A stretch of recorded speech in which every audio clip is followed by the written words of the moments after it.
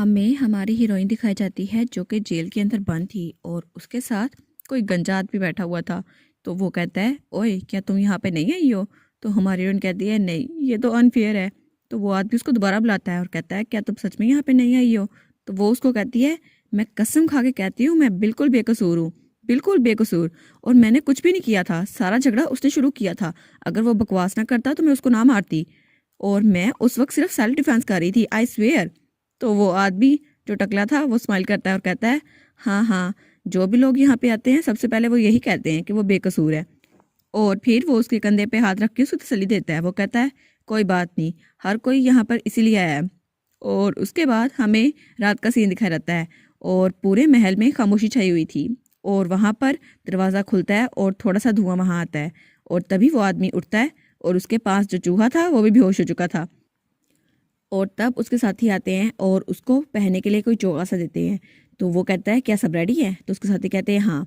तो उसके साथ और भी बहुत सारे लोग थे जो जेल के कैदी थे, लेकिन असल में वो सब के सब जीनिया के गुंडे थे। और वो कहते हैं, फैजा एम्परर को ख़त्म करने का ऑपरेशन अब हमें शुरू कर देना चाहिए। और तब उन सब का सरदार था वही टकला। तो उसने सबको बेहोश किया हुआ था। उसने जो गैस छोड़ी थी उसकी वजह से सारे लोग बेहोश हो चुके थे। वो कहता है, हॉर्न मशरूम ये तो बड़ा ज़्यादा इफेक्टिव है, इसकी वजह से सब लोग सो चुके हैं, इसलिए हमें कोई मसला नहीं होगा। तो उसका साथी कहता है, चलो अच्छी बात है, वैसे भी एंटीडोट की वजह से हम लोग तो जाग रहे हैं। और तब वो लोग बाहर की तरफ देखते हैं। वो कहते हैं, क्या आज मून कुछ ज़्यादा ही अच्छा नहीं है? तो दूसरा कहता है, चलो अच्छा हुआ, हमारे काम करने के लिए आसानी हो जाएगी। तो वो टकला कहता है, इससे फ़र्क नहीं पड़ता, वैसे भी आज की रात फैजा के एंड को सेलिब्रेट करने के लिए परफेक्ट है। और तब हमें हमारी हीरोइन दिखा जाती है जो कि वहाँ बेहोश हुई थी या फिर बेहोश होने की एक्टिंग कर रही थी। और वो तो आराम से ज़मीन पे लेटी हुई थी, लेकिन उनके जाने के बाद वो वहाँ से उठ के बैठ जाती है। वो कहती है, चलो कम से कम उस दवाई का असर मुझ पे तो नहीं हुआ। और वो खड़ी होते हुए कहती है, क्या हॉर्न मशरूम यहाँ का न्यू ट्रेंड बन गया है? मैं जहाँ जा रही हूँ मुझे यही देखने को मिल रहा है, लेकिन इसकी वजह से कितना ज़्यादा धुआं हो गया है। और वो तो सोने की एक्टिंग कर रही थी। वो कहती है, चलो कम से कम मुझे उनके आइडियाज़ का तो पता चला, और मैं तो वैसे ही ट्रबल मेकर हूँ। और तब वो सोचती है, तो ये लोग फैजा के एम्परर को एलिमिनेट करने चाहते हैं, लेकिन इसकी वजह से इन्होंने आज की रात को चुना। मैं ऐसा कुछ नहीं होने दूंगी और मेरे पास कोई चॉइस नहीं है, मुझे बस किसी को रिपोर्ट करनी होगी और काम खत्म हो जाएगा। तब वो प्रिजन से निकलती है और बाहर जा रही होती है, लेकिन उसके बाद वो बाहर गार्डन में आ जाती है, लेकिन वहां पे कोई भी नहीं था। तो वो कहती है, हैं सब लोग कहाँ गए? और इधर तो देखती है लेकिन उसे कोई नहीं मिलता। वो कहती है, ये तो एम्पीरियल पैलेस है ना, यहाँ पर एक सिंगल गार्ड नहीं मिल रहा मुझे। लेकिन वो कहती है, इसी वजह से ये काम मुझे खुद ही करना होगा। और तब वहाँ पास ही कोई कपड़ा पड़ा हुआ था, तो वो उस कपड़े को उठाते हुए कहती है, ठीक है, कैपिटल तो पूरा मैस है, तो इस मैस को मैं खत्म करके रहूंगी। और उससे अपनी पोनी बना लेती है। और उसके बाद हमें एम्पर का भाई दिखाया जाता है, रायन। वो मुस्कुराता हुआ वहाँ आता है। वो कहता है, ओ तो आप यहाँ पर हैं, योर मेजेस्टी ब्रदर। तो एम्पर उसे देखता है और कहता है, रायन। और 2 सेकंड के अंदर अंदर उसके पास पहुंच चुका था। वो कहता है, पूरा दिन तुम मुझे डोज करते रहे हो, लेकिन अब तुम यहाँ पर आ गए हो। तो वो डर जाता है। वो कहता है, अच्छा फिक्र तो ना करे। एम्पर कहता है, अच्छा तुम्हें ऑक्शन हाउस के बारे में पता था ना, लेकिन तुम्हें स्लेव ट्रेड के बारे में पता था, तुमने ये सब कुछ मुझसे छुपाया। तो वो कहता है, रुके रुके सब्र तो करे जरा। और फिर वो कहता है, योर मेजेस्टी इस वक्त ये इशू नहीं है, इससे बड़े मसले चल रहे हैं, और अगर आप अभी इनर गार्डन में जाएंगे तो आपको पता चल जाएगा। तो एम्पर कहता है, क्या? अब वहाँ पे क्या रखा हुआ है? वो कहता है, मैंने आपके लिए गिफ्ट प्रिपेयर की है, बस थोड़ी सी मेहनत करें और जाके आपको पता चल जाएगा। तो एम्पर कहता है, तुमने फिर से कोई बेकार चीज़ तो नहीं कर दी? वो कहता है, नहीं नहीं बिल्कुल नहीं, आप मेरे बारे में क्या सोचते हैं? तो वो कहता है, बस एक बार मुझ पर ट्रस्ट करके देखिए योर मेजेस्टी। और उसके बाद हमें बाहर गार्डन का सीन दिखा देता है और वहां पर वही गुंडे सारे के सारे फैले हुए थे और सब लोग इधर उधर देख रहे थे। तब उनमें से एक रुकता और कहता है, तुम्हें कुछ अलग नहीं लग रहा? यहाँ पे तो गार्ड्स होने चाहिए थे, लेकिन बेहोश ही सही, यहाँ पे कोई भी नहीं है। वो कहता है, नहीं, फैजा की सिक्योरिटी वो तो टाइट थी, लेकिन अभी के लिए बस रास्ते से हट गए हैं, तो हमें क्या मसला? और वो कहता है, चलो कोई बात नहीं, वैसे भी हमारे पास जीनिया का सीक्रेट वेपन है। और फिर वो टकला कहता है, इसके अलावा फैजा का एम्पायर वो तो ख़त्म होके रहेगा, क्योंकि एम्पर का भाई वो तो बिल्कुल बेकार है और उसकी वजह से हमें हेल्प हो जाएगी। और तब वो चौंकता और कहता है, चलो निकल जाओ यहाँ से, सब लोग फैल जाओ इधर उधर। और उसके बाद हमें वहाँ का गार्डन दिखाया जाता है और वहाँ पर एक फाउंटेन था। तब एम्पर चलता हुआ उस फाउंटेन के पास आकर रुकता है। वो कहता है, क्या अब यहाँ पर क्या है? मेरे भाई ने मुझे यहाँ पर क्यों भेजा? आखिर इसकी वजह क्या होगी? लेकिन थोड़ी देर में ही उसके इर्द गिर्द वो सारे के सारे गुंडे इकट्ठे हो गए थे और वो एम्पर के इर्द गिर्द थे। वो कहते हैं, आखिर में तुम हमें मिल ही गए। तो एम्पर कहता है, रायन तुम बास्टर्ड, तुम्हारी हिम्मत कैसे हुई? तुमने मुझे चारे के तौर पे इस्तेमाल किया। और वो थोड़ा गुस्से में था। वो कहता है, मेरा भाई मुझे चारे के तौर पे क्यों इस्तेमाल कर रहा है? और तभी उन गुंडों में से एक कोई क्रिस्टल फेंकता है और एम्पर के इर्द गिर्द मैजिक की रिंग बन जाती है। तो एम्पर कहता है, क्या बस यही है तुम लोग के पास? तो वो कहता है, सब कुछ फेंक दो। और उसके इर्द गिर्द मुख्तलिफ रिंग्स बन चुकी थी। तो एम्पर कहता है, ये तो मैजिकल टूल्स है ना, जिसकी वजह से मैजिक रिस्ट्रेन हो जाता है। तुम लोगों ने कुछ ज़्यादा ही रकम खर्च कर दी है। तो वो कहते हैं, हाँ हाँ, हमने जेनिया का बजट ख़त्म कर दिया था इसकी वजह से, लेकिन कम से कम तुम लोग इतने स्ट्रॉन्ग तो हो, इस मैजिक को ख़त्म नहीं कर सकते। और तुम लोगों ने सिर्फ रोन मैजिक की वजह दी है, बेसिक मैजिक तो तुम लोग को आता ही नहीं है, तो तुम क्या कर पाओगे एम्पर? तो एम्पर कहता है, बस यही था तुम लोग का मैजिक, यही थी सीक्रेट ट्रिक। मुझे लगा था कुछ तो अच्छा होगा, लेकिन शायद तुम लोग को एक बात समझ नहीं आ रही। ये मैजिक बैरियर ये तो आर्म फोर्स से भी टूट सकता है, तो मेरे लिए ये बिल्कुल भी मुश्किल नहीं है। और तब वो कहते हैं, कोई बात नहीं, इससे हमें फ़र्क नहीं पड़ता। और अपनी तलवारें निकालकर एम्पर पर हमला करने के लिए आगे बढ़ते हैं। और एम्पर उनको देख रहा था। वो कहता है, बस यही बात? और तब वो कहता है, ठीक है, मैं समझ गया। और वो खुश होते हुए कहता है, तुम सब के सब मेरी रेंज में आ चुके हो, तो अब तुम लोग नहीं बच सकते। और इस सब से मैं तो बच जाऊंगा, तुम लोग कैसे बचोगे ये तो बताओ। और उसके थोड़ी देर बाद हमें हमारा नॉर्दर्न ड्यूक दिखाया जाता है, जो चेहरे पे नकाब लगाए इंपीरियल पैलेस आ चुका था। तो वो कहता है, अच्छा तो ये है इंपीरियल पैलेस, और इधर उधर देखता है।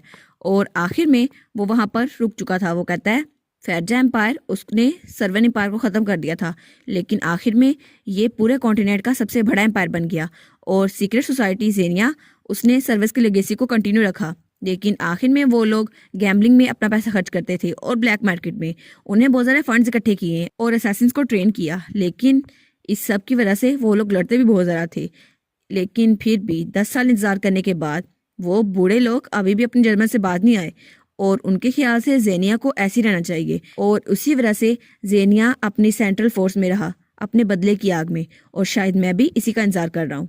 और तब वो एक दरख्त के पास जाता है, और वहां पर बैठने के लिए थोड़ी जगह बनी हुई थी। तो वो वहां पर कहता है, बस एक सीक्रेट वेपन को इस्तेमाल करके वो लोग एम्पर को हराना चाहते थे, लेकिन मुझे लगता है वो लोग बेवकूफ़ हैं, बिल्कुल बेवकूफ़। और एम्पर का छोटा भाई, उन्हें लगता है वो उसे धोखा दे देगा, बिल्कुल नहीं।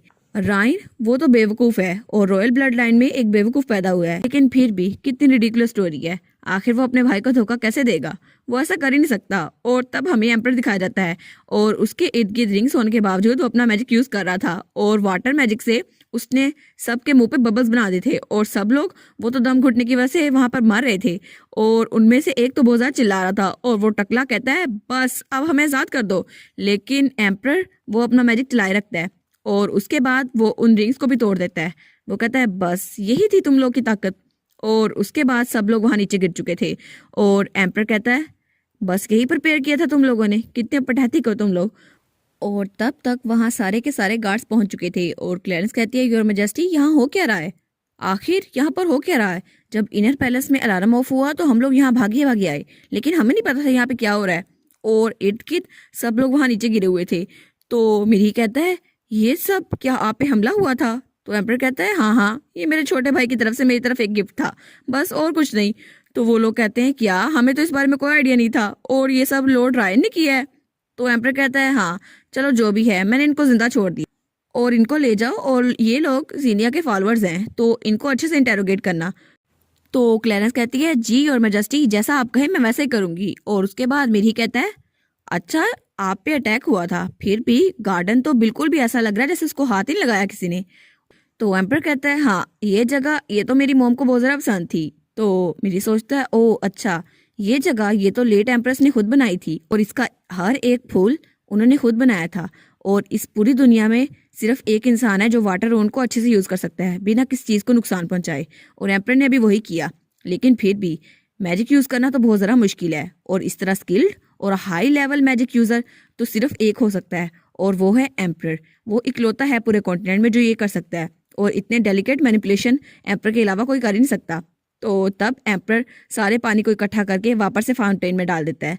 तो फिर वो क्लेरेंस को कहता है, ओ क्लेरेंस मेरी बात सुनो। तो क्लेरेंस कहती है, जी। तो वो स्माइल करते हुए कहता है, रायन को मेरे पास लेके आओ अभी के अभी। तो वो कहती है, जी जैसा आप कहें।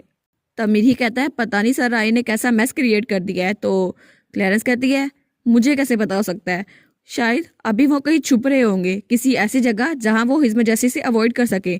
लेकिन हमारा रायन वो किसी जगह जा रहा था बड़े आराम से बिना किसी टेंशन के।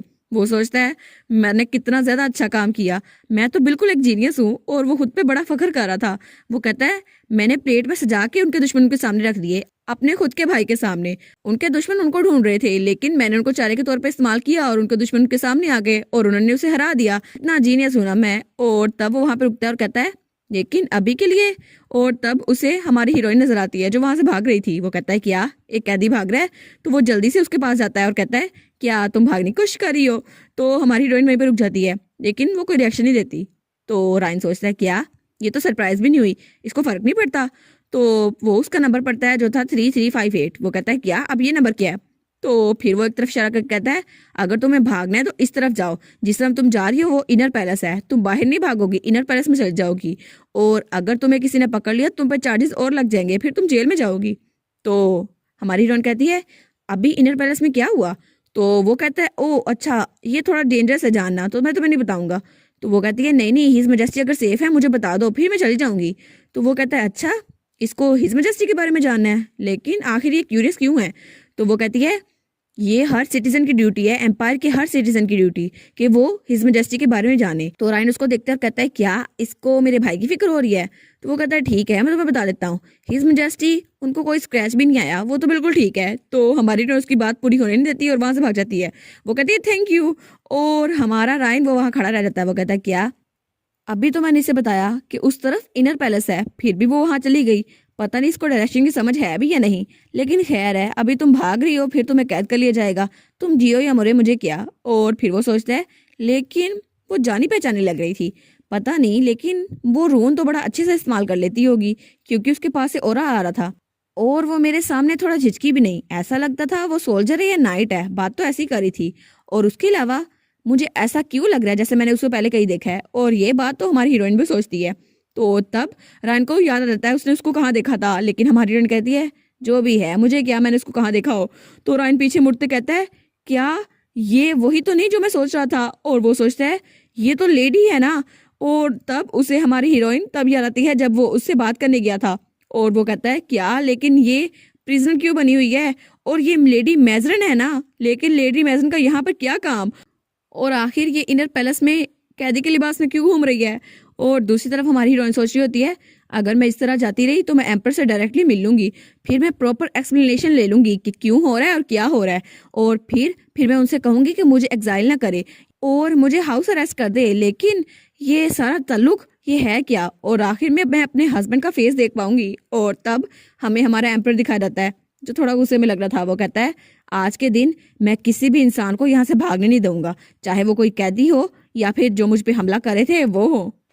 अब पता नहीं इन दोनों की मुलाकात कैसे होगी, लड़ेंगे या फिर सुलह से बात कर लेंगे। और इसी के साथ ये वाला पार्ट यहाँ पर ख़त्म। तो आप लोग बताइएगा आपको ये पार्ट कैसा लगा।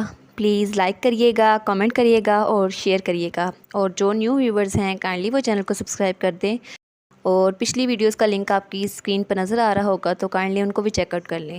Thank you so much.